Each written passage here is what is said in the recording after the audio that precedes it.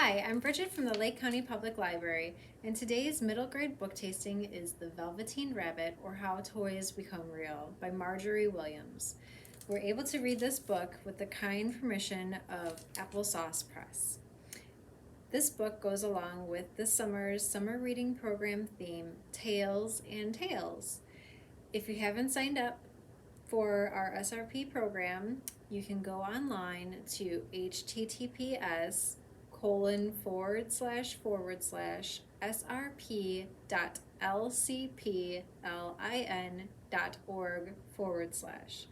Then you can enter in the hours that you've read for your chance to win prizes. But let's get back to one of my favorite stories. There was once a Velveteen Rabbit, and in the beginning he was really splendid. He was fat and bunchy as rabbits should be. His coat was spotted brown and white. He had real thread whiskers. His ears were lined with pink sateen. On Christmas morning, when he sat wedged in the top of the boy's stocking with a sprig of holly between his paws, the effect was charming. There were other things in the stocking, nuts and oranges and a toy engine and chocolate almonds and a clockwork mouse, but the rabbit was quite the best of all. For at least 2 hours the boy loved him, and then aunts and uncles came to dinner, and there was a great rustling of tissue paper and unwrapping of parcels, and in the excitement of looking at all the new presents, the Velveteen Rabbit was forgotten. And here is one of the illustrations.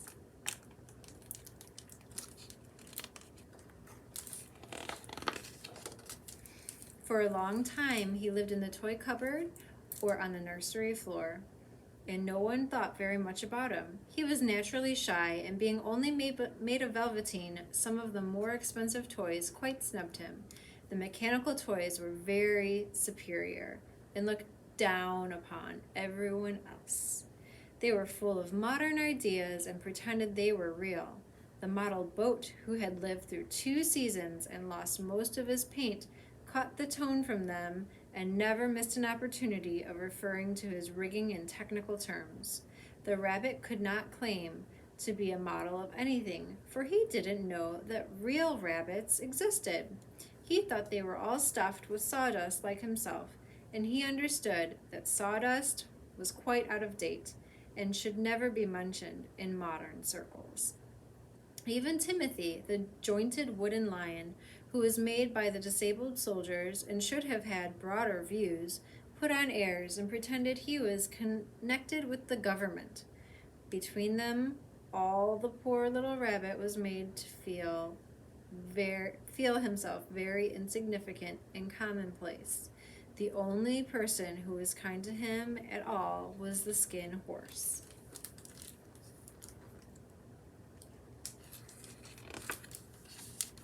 The skin horse had lived longer in the nursery than any of the others.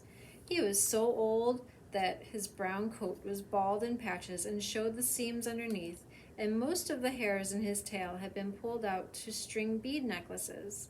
He was wise, for he had seen a long succession of mechanical toys arrive to boast and swagger, and by break their mainsprings and pass away, and he knew that they were only toys and would never turn into anything else.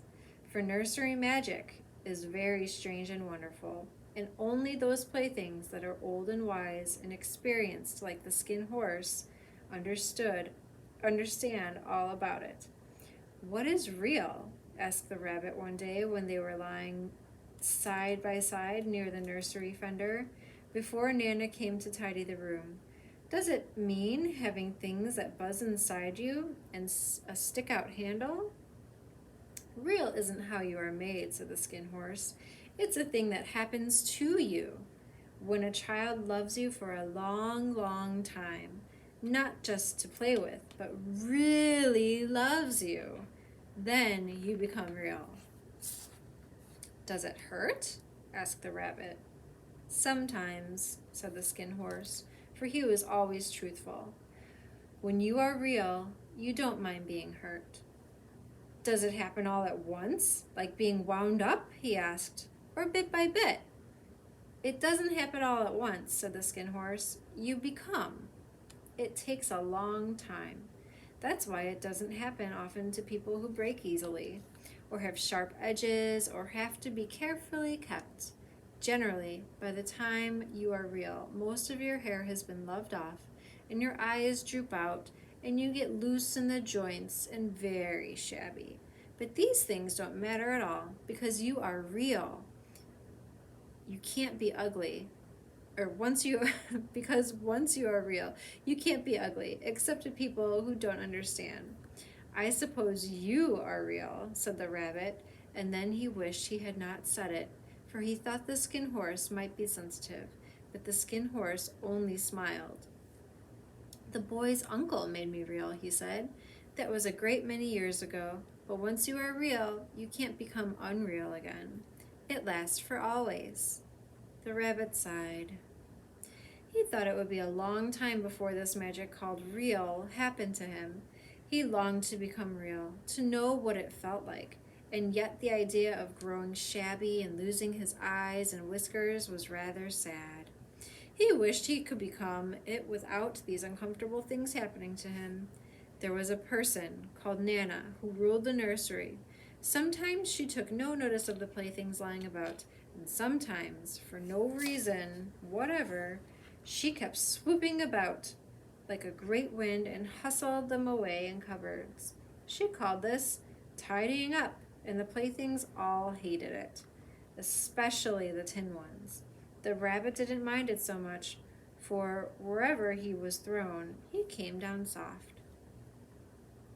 One evening, when the boy was going to bed, he couldn't find the china dog that always slept with him.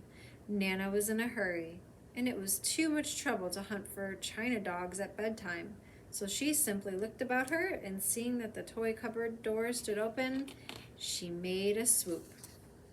"Here," she said, "take your old bunny. He'll do to sleep with you." And she dragged the rabbit out by one ear and put him into the boy's arms. That night, and for many nights after, the Velveteen Rabbit slept in the boy's bed. At first, he found it rather uncomfortable, for the boy hugged him very tight, and sometimes he rolled over on him, and sometimes he pushed him far under the pillow that the rabbit could scarcely breathe. And he missed, too, those long moonlit hours in the nursery when all the house was silent in his talks with the Skin Horse. But very soon he grew to like it, for the boy used to talk to him and made nice tunnels for him under the bedclothes that he said were like the burrows the real rabbits lived in. And they had splendid games together in whispers when Nana had gone away to hush supper and left the night light burning on the mantelpiece. And when the boy dropped off to sleep, the rabbit would snuggle down close under his little warm chin and dream, with the boy's hands clasped close round him all night long. And so time went on, and the little rabbit was very happy, so happy that he never noticed how his beautiful velveteen fur was getting shabbier and shabbier, and his tail coming unsewn, and all the pink rubbed off his nose where the boy had kissed him.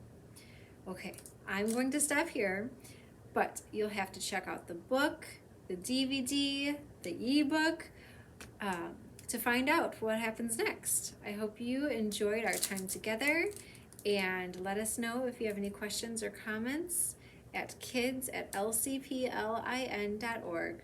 Thanks, bye-bye.